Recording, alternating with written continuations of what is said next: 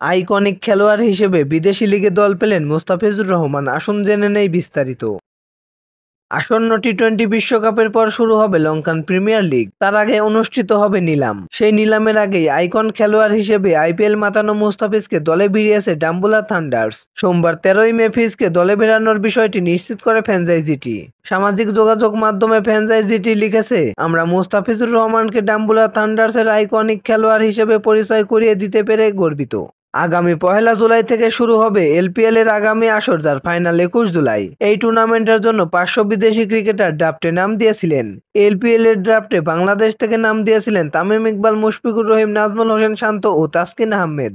উল্লেখ্য, সম্প্রতি ডাম্বুলা মালিকানায় পরিবর্তন এসেছে। বাংলাদেশি প্রতিষ্ঠান ইম্পেরিয়াল স্পোর্টস গ্রুপ এই ফ্র্যাঞ্চাইজিটির মালিকানা কিনেছে। শ্রীলঙ্কার এই ফ্র্যাঞ্চাইজি টুর্নামেন্টটির গত আসরে রানার্স আপ হওয়া ডাম্বুলা ওরা এখন নাম বদলে ডাম্বুলা থান্ডার্স হয়েছে।